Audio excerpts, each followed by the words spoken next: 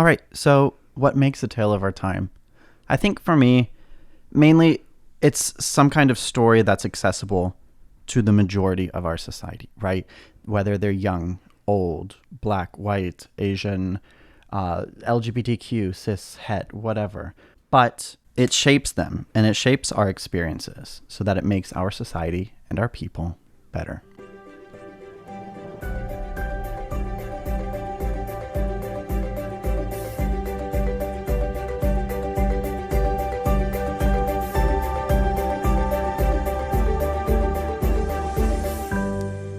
Hello, everyone, and welcome to Tales of Our Times. This is a show where we discuss the stories that move us, what makes them so meaningful, and why others could or should find meaning in them as well.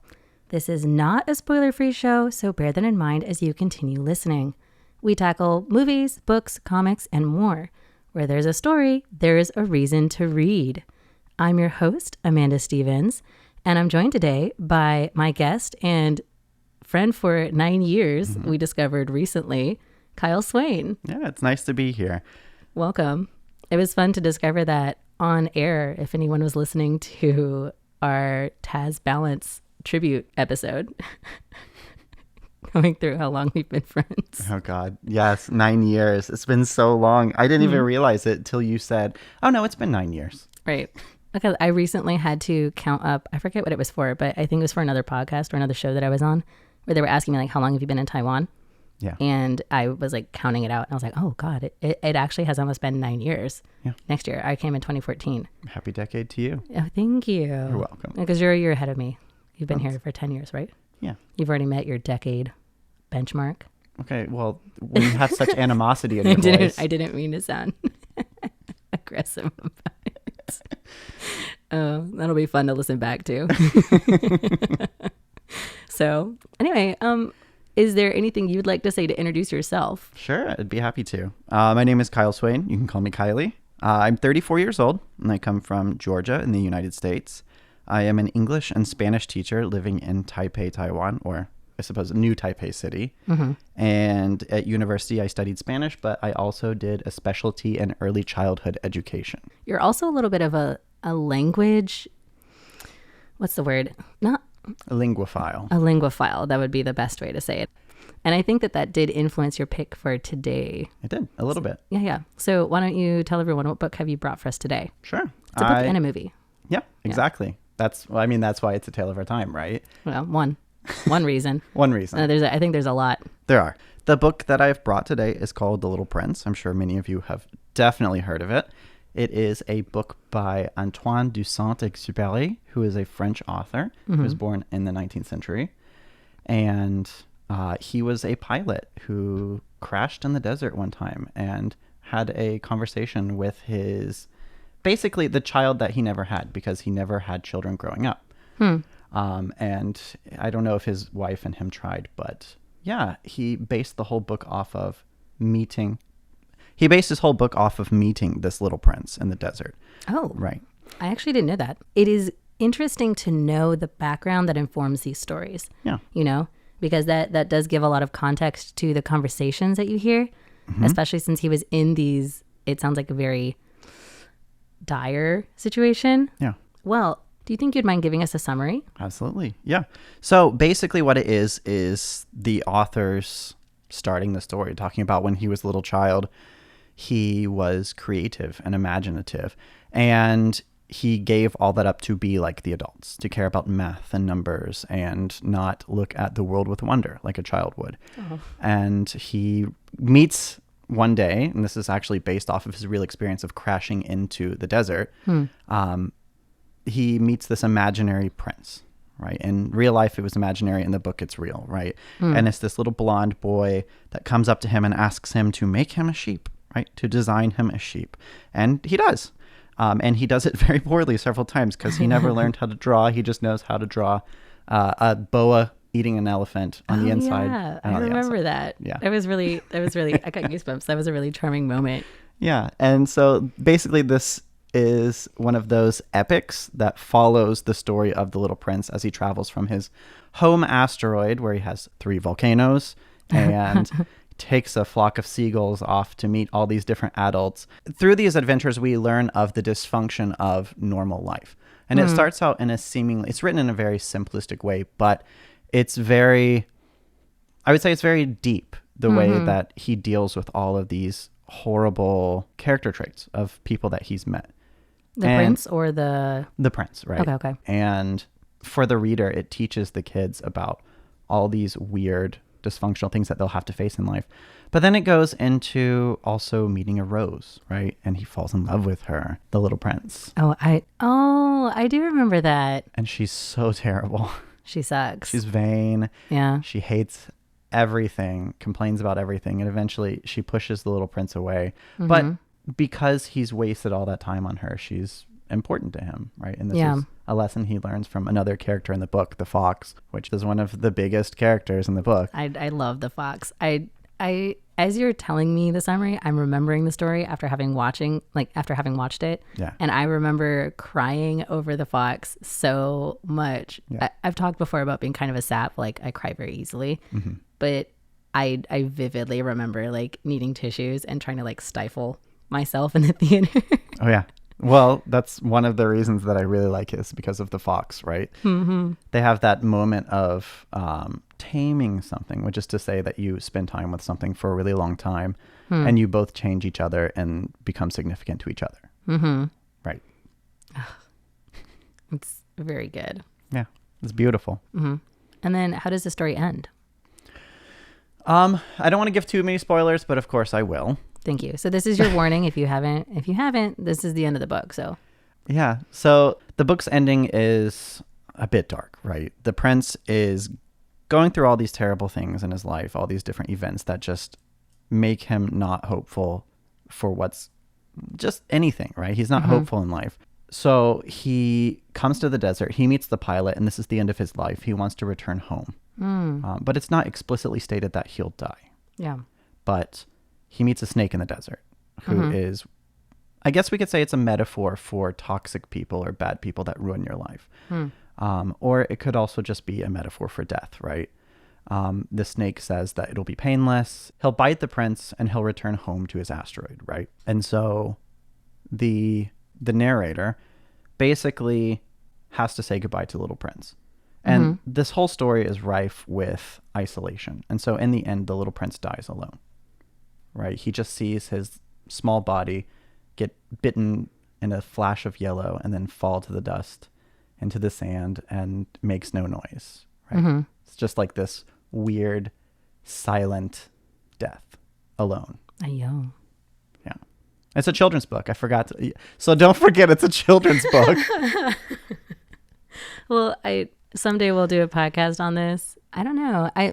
My own personal view is that I think it's good for kids to encounter challenging ideas like this, as long as they have like a supportive person there who can help work through it. Yeah. Obviously not on their own in isolation. That's really hard to deal with, but I think it's a good challenge. I also think that a lot of adults benefit from reading or watching, media that is meant for younger audiences, at least because it can remind us of what was important to us during that time, but also because I think it does help spell out some of these things that are really hard to deal with in simpler terms. And sometimes we just need that as adults. Yeah. From time to time. Just need to go back to the basics. And right.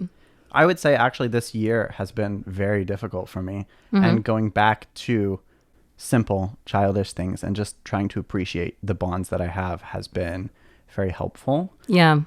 Because one of my former students passed away this year. Oh my God. I'm so sorry. Yeah. And so just thinking about like, not everything is about your job. Not everything is about making money. Sometimes you cherish the experiences you have with people. And that's kind of what The Little Prince is about. Some of his experiences are toxic, like with the flower. Yeah. Some of them are absolutely beautiful, like with the fox. Yeah. But they're singular to him. They are meaningful. They're meaningful to him. It's there's that, is it aphorism, where it's like, it's not the length of time, but the quality of time that you spend with somebody that changes your life. Yeah, exactly. So, but it's true, right? Yes. So to that, I guess, what was your first experience with The Little Prince? Like, where did you first read this?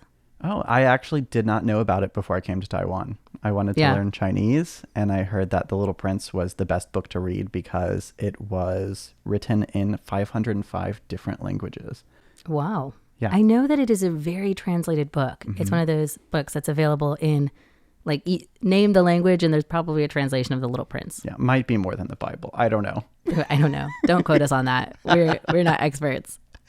But yeah, it's very heavily translated, and it's a Mm-hmm. great language learning tool because it's not overly complicated, but it is complicated enough to be conversational, right? And you have these experiences, and he does write in a prose that is quite beautiful a lot of Yeah. times.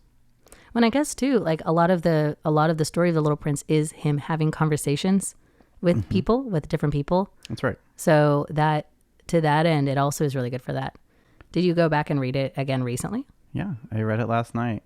The whole thing? Yes. Oh my God. It's only like an hour and a half. It's not going to take a lot of time. It's a kid's Okay. book. Moving on to the next question then. I think you probably have a lot to say about this, but I don't know how to say this because, like, we were talking about it before, and that's kind of like, that has impacted how I want to ask you this question, right? Why do I feel like this is a meaningful story? Like, what has touched you personally most deeply about The Little Prince? Like, what grabbed you about it? I think it grabs me a different way each time, right? Every different reading is a new interpretation. And I think that it's so open to interpretation that it's kind of timeless in a way. And it aged really well, right? There's nothing too offensive in it, right? Even though it's from like the 1930s, 40s, 50s. It is a wonder when that happens. Right.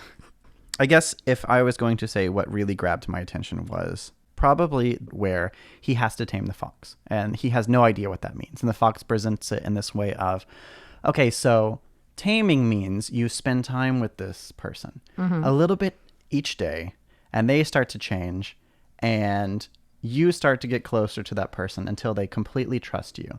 And things that are mundane, such as the wheat flowing in the wind, was normally just wheat. You are just a boy like any other boy, and I'm a fox to you, just like any other thousands of foxes out in the world. But after we spend this time together and you tame me, you own me and I own you, and we belong to each other. And when I see the fields full of grain, I cry tears because I remember the beautiful memories that I had with you, and you will see the stars or you'll see whatever and look up at them and think of me as well. Oh my God. This, that is a really meaningful quote. Yeah. So was that like a new one to jump out to you this year, or has that been something that's always grabbed your attention? That's kind of always gotten my attention. And I think in combination, I actually have a quote here from the book. Basically, after he tames the fox and they become really connected and bonded, the fox leaves him, or he leaves the fox, and the fox leaves him with a bit of wisdom. And it was basically, it is only with the heart that one can see rightly. What is essential is invisible to the eye. It is the time that you have wasted for your rose that makes your rose so important to you. Yeah, it's one of those things of... Well, yeah. Can you decode that for us? Sure. For you, like, what does that mean to you? To me, it basically means that we're way too focused on the wrong things most of the time. When I came to Taiwan, I was very isolated and I felt alone a lot of the time. I didn't have any really close friends. I missed home. There were many difficult times. That culture shock is brutal. Brutal. Absolutely. But I think just reflecting peacefully on the times that I have with my closest friends and my family and the people whom I love, it really is meaningful. And you can find meaning in the past, because if you forget your memories, then what do you have? You just have the present. And everyone says live in the present, but there's so much that you can get from remembering what you've done with other people or how they are important to you. And that time spent together, as the quote says, is what makes it meaningful to you. Yeah. So do you think that that's why this book could be so meaningful for other people? Under the last question, like, why do you think this deserves the title of A Tale of Our Time? What meaning could others find in it? Yeah. Well, of course, like I said, it's a great study tool if you want to study languages. So I feel like that makes it accessible for bringing people together. Right. And on top of that, there's many really meaningful lessons that they can get from it. It doesn't matter what part of the book you're in. You're going to be looking at something. You're going to be looking at a drunkard who is wasting all of his time. Maybe someone will connect to that and think, what am I doing with my life? Maybe they'll look at the banker who is just counting the stars and say, what is this menial task and why is it actually important? Am I just too involved in my own work? Yeah. Should I be looking for something else? And maybe you get to the part with the rose. Maybe you're in a toxic relationship where it's abusive and you want to get out, but you still love the person, of course, but you have to get away from it for your own health. Well, and I'm going to expand on that a little bit too, because it doesn't even have to be a toxic relationship with a person. Yeah. Right? Especially like this last year, I've had a lot of discussions with my friends reconsidering their own relationship with things like their work or like a hobby that they thought was really important to them, but they realized they've put the importance of this thing above their own health. Yeah. And, you know, any of those things in excess is bad for you. Yeah. And so I think looking at the rose as that as well, like the time spent with it is what makes it meaningful to you, but that doesn't always mean that it is good for you. Yes. So to wrap this up, if you could give The Little Prince a one phrase subtitle of your own creation, what would that be? I think you already did it when you said it's not the quantity of time that you spend doing something, it's the quality of time. The Little Prince, the quality of time we spend. Yeah. I'm trying not to do that because I do that every time, but like it's just like the process of summing up a book in that or a story of any kind is like I find very powerful and cathartic. Yeah. So thank you for joining me, Kyle. And thank you everybody today for listening. This has been Tales of Our Time on Radio Taiwan International. I'm your host, Amanda Stevens, with my guest and good friend, Kyle Swayne. Thank you for having me. Thank you for spending time with me. I'm happy to. It has made this meaningful. So I hope everyone out there enjoyed learning a little bit more about The Little Prince, the quality of time we spend, a tale of our time. We'll see you next time.